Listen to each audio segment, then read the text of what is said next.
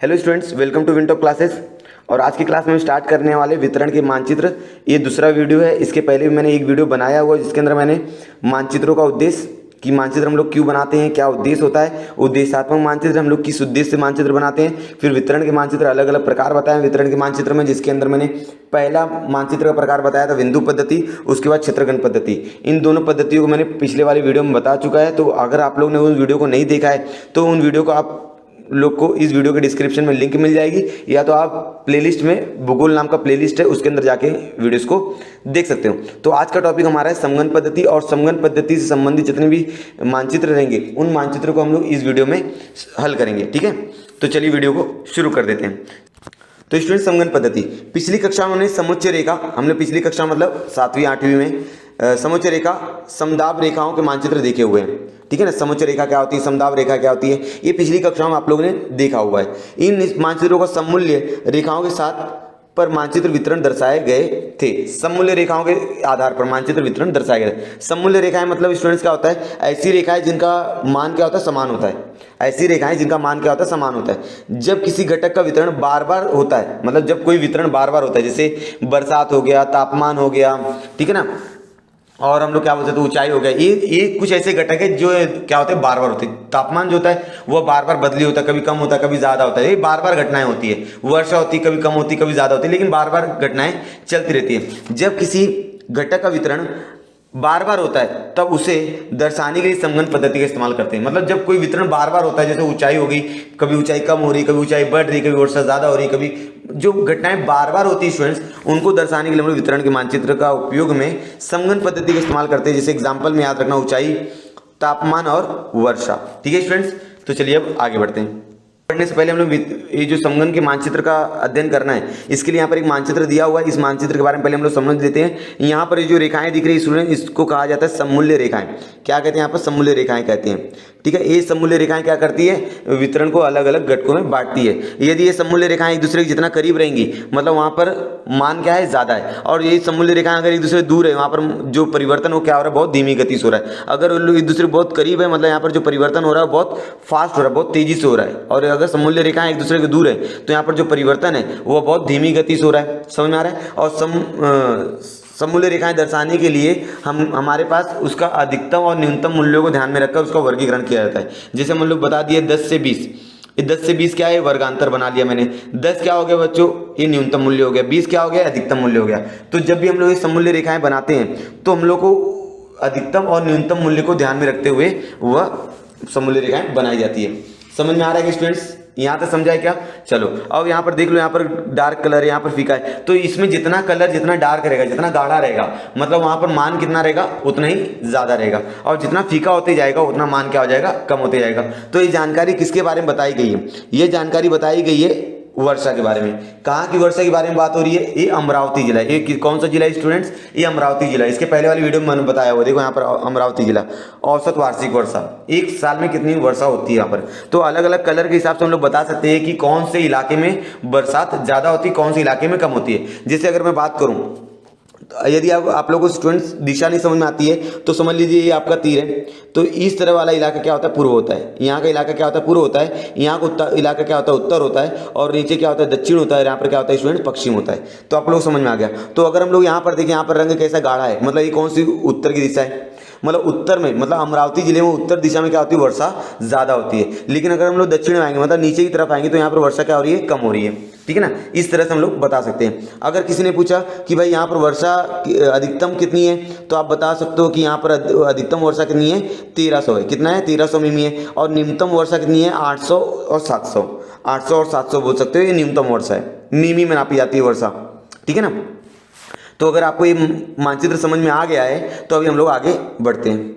यहाँ पर लिखा है, मानचित्र के लिए प्रदेश के कुछ स्थानों की ऊंचाई, तापमान, वर्षा आदि की संख्या की जानकारी प्राप्त होनी चाहिए। आप जिसके बारे में मानचित्र बना रहे हो, अगर आप ऊंचाई से संबंधित मानचित्र बना रहे हो, यदि आप तापमान से संबंधित मानचित्र बना रहे हो, तो उस मानचित्र बनाने के लिए सबसे पहले आपको उसके बारे में संख्यात्मक जानकारी आपके पास होनी चाहिए। यदि आपके पास कोई जानकारी रहेगी नहीं तो आप मानचित्र बना नहीं पाओगे। यह भी ध्यान में रखा जाता है कि उसके आसपास 2 स्थानों की ऊंचाई अथवा वर्षा का अंतर समान होना चाहिए। ठीक है, क्षेत्र के अंतर्गत उप विभागों पर विचार नहीं किया जाता। मतलब जब हम लोग जब समगन पद्धति से मानचित्र तैयार करते हैं तो उप विभागों पर विचार करते हैं क्या? नहीं। लेकिन जब हम लोग बिंदु पद्धति से मानचित्र बनाते थे, बिंदु पद्धति हो गया या क्षेत्रगण पद्धति हो गया, तो वहाँ पर जो उप विभाग होते हैं उन पर भी ध्यान दिया जाता था। सांख्यिकी जानकारी हो उस स्थान की होती है। इस प्रकार सांख्यिकी जानकारी बिंदु संबंधी जानकारी कहते हैं। इस प्रकार की जानकारी आधार पर निम्न चरणों का इस्तेमाल किया जाता है। मतलब हमको कौन कौन से चीज़ों पर ध्यान में रखकर हमको समगन मानचित्र बनाना है। तो यहाँ पर कुछ पॉइंट्स है स्टूडेंट, जैसे पहला, दूसरा, तीसरा, ये तीनों पॉइंट्स को ध्यान में रखकर हम लोग मानचित्र तैयार करेंगे। तो यहाँ पर पॉइंट नीचे देख लीजिए आप लोग। मानचित्र संबंधी स्थानों पर चरों का मूल्य लिखा जाता है। उस चर का मूल्य कितना रहेगा, अधिकतम मूल्य कितना रहेगा, न्यूनतम मूल्य कितना रहेगा, ठीक है ना। जैसा आपने ऊपर मानचित्र में देखा कि वो सममूल्य रेखा थी, वहाँ पर मानचित्र में लिखा गया 1300, 1200, 1100, 1900, 800, ये उसका मूल्य लिखा जाता है। इस पद्धति में जितने अधिक स्थानों का मूल्य ज्ञात होगा उतना मानचित्र क्या होगा, अधिक निर्दोष बनेगा। निर्दोष मतलब एकदम सही। आपको जितना जानकारी मालूम होगी उस प्रदेश के बारे में, जितना उस प्रदेश के बारे में सांख्यिकी जानकारी मालूम होगी, उतना ही आपका मानचित्र जो रहेगा एक निर्दोष बनेगा, एकदम सही बनेगा।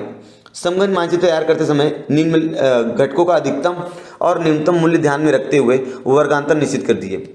जब भी आप समगन मानचित्र तैयार करोगे तो मानचित्र तैयार करते समय आपको अधिकतम और न्यूनतम मूल्य आपको ध्यान में रखना है। जैसे मैंने यहाँ पर मान लिया 10 से 20, तो यहाँ पर न्यूनतम मूल्य कितना रहेगा 10 और अधिकतम मूल्य कितना रहेगा 20। समझा। दो रेखाओं के बीच की दूरी निश्चित कीजिए। मतलब दो रेखाएं, मतलब जो सममूल्य रेखाएं थे उनके बीच में दूरी कितनी रहेगी। अगर वहाँ पर परिवर्तन बहुत जल्दी हो रहा है तो सममूल्य रेखाएं एक दूसरे बहुत करीब रहेंगी। यदि वहाँ पर परिवर्तन बहुत स्लो हो रहा है तो सममूल्य रेखाएं एक दूसरे से बहुत दूर रहने वाली हैं।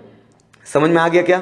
चलिए, निर्धारित वर्गांतर के लिए रेखाएं खींचिए। कौन सी रेखाएं? सममूल्य रेखाएं खींचिए, जिससे सममूल्य स्थानों पर रेखाओं को जोड़ो। अब सममूल्य स्थान जो रहेंगे, ठीक है ना, उन सममूल्य स्थानों को रेखाओं से क्या करना, आपको जोड़ देना। इस प्रकार तैयार किए गए मानचित्र के आधार पर निष्कर्ष निकाले जा सकते हैं।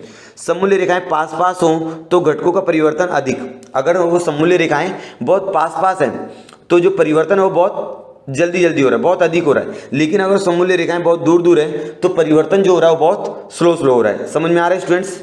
इन मानचित्र के वितरण पर प्राकृतिक प्रभाव दिखाई देता है और इससे हमको मालूम पड़ता है कि हमारे मानचित्र के माध्यम से हमें प्राकृतिक प्रभाव हमको नज़र में आता है कि वो उस इलाके में कितनी बारिश होती है, कितनी बारिश होनी चाहिए, अधिकतम बारिश कितनी, न्यूनतम वर्षा कितनी, ये सारी चीज़ें हमको ध्यान में आती है। तो चलिए अब आगे देख लेते हैं। स्टूडेंट्स यहाँ पर लिखा है ये आकृति 1.3 में अमरावती जिले में वर्षा का मानचित्र दिया गया है। इसका सूक्ष्म वाचन करके निम्न प्रश्नों को उत्तर दीजिए। ठीक है, अब आकृति नंबर 1.3 देखना हमको। तो स्टूडेंट्स ये हमारी आकृति नंबर क्या है, 1.3 है। अब इसी आकृति को ध्यान में देकर हमें निम्नलिखित प्रश्न नीचे दिए गए उन प्रश्नों के क्या करना, उत्तर लिखना है। ठीक है, चलिए हम लोग पहला प्रश्न देखते हैं। यहाँ पर स्टूडेंट्स आप पहला सवाल देख रहे हो, जिले के किस दिशा में वर्षा की मात्रा अधिक है। जैसे कि मैंने पहले बताया, जिले के उत्तर दिशा में वर्षा क्या है, ज्यादा है। उत्तर की तरफ देख लो आप लोग, वर्षा ज्यादा, वहां पर गाढ़ा रंग दिखेगा। वर्षा की मात्रा किस दिशा में कम हो रही है, तो हम लोग जब नीचे आते हैं, नीचे आ रहे मतलब दक्षिण, तो दक्षिण की ओर वर्षा की मात्रा क्या हो रही है, कम हो रही है। जिले में न्यूनतम वर्षा की मात्रा कितनी है, तो मैंने पहले ही बता दिया कि जिले में न्यूनतम वर्षा की मात्रा 800 मिमी से 700 मिमी इतनी है। समझ में आ रहा है क्या? चलिए अब अगला देखते हैं।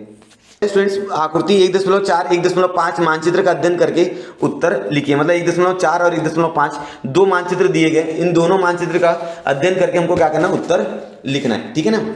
चलिए तो पहला मानचित्र देखते हैं, 1.4 मानचित्र है। ठीक है ना। अब इसके लिए कौन कौन से प्रश्न दिए गए हैं, उन प्रश्नों को देखकर इसके अंदर से हम लोग क्या करना, उत्तर खोजना है। पहला क्वेश्चन हमारे पास यहाँ पर है, दिशा में जनसंख्या घनत्व कम है।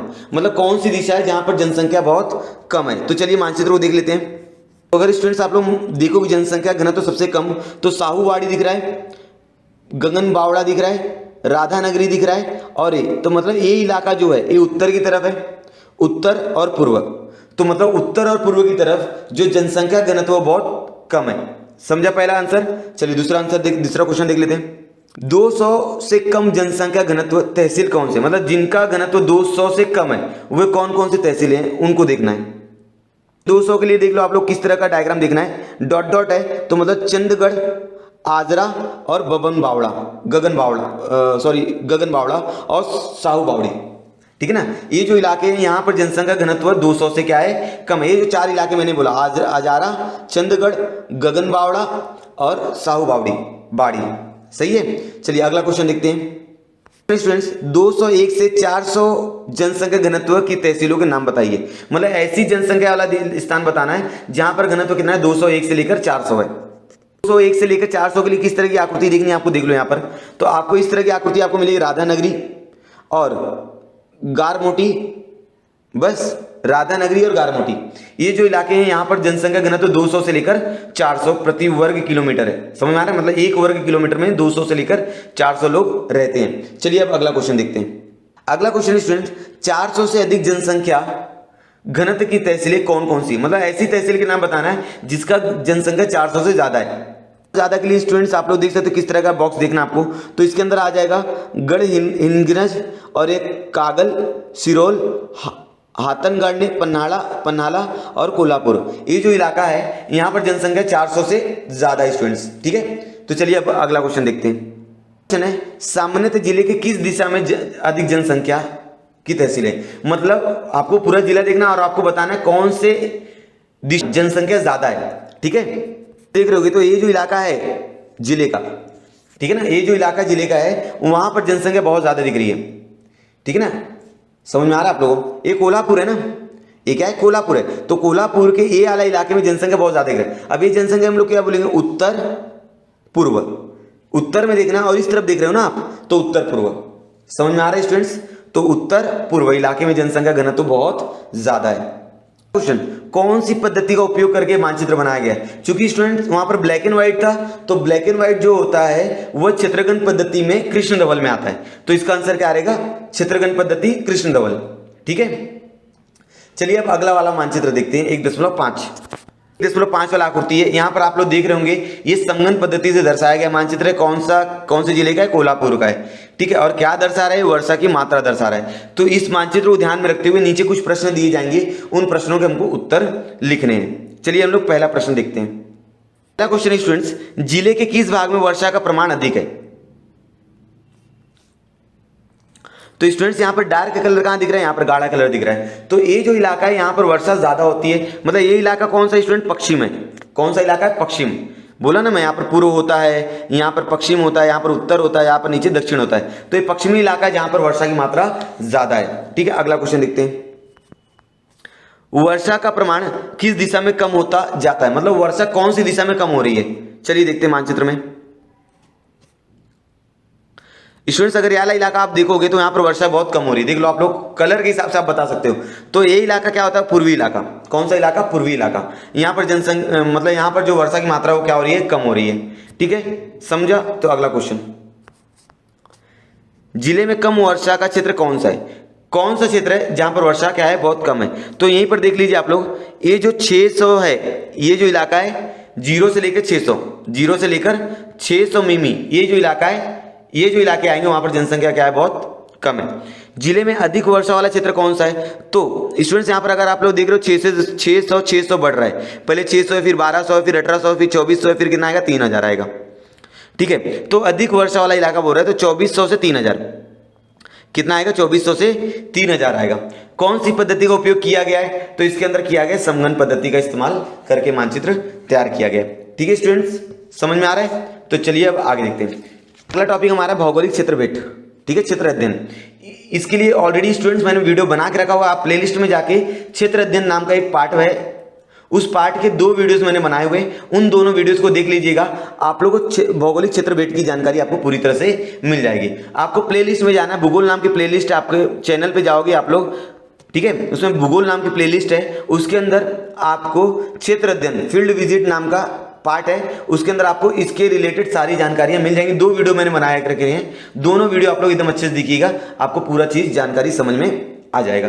तो उम्मीद है स्टूडेंट्स आप लोगों को पूरी वीडियो समझ में आई होगी। यदि आपको वीडियो पसंद आई तो वीडियो को लाइक कीजिए, चैनल को सब्सक्राइब कीजिए और अपने दोस्तों के साथ शेयर कीजिए। और हम लोग मिलते हैं नेक्स्ट वीडियो में नए पार्ट के साथ। धन्यवाद।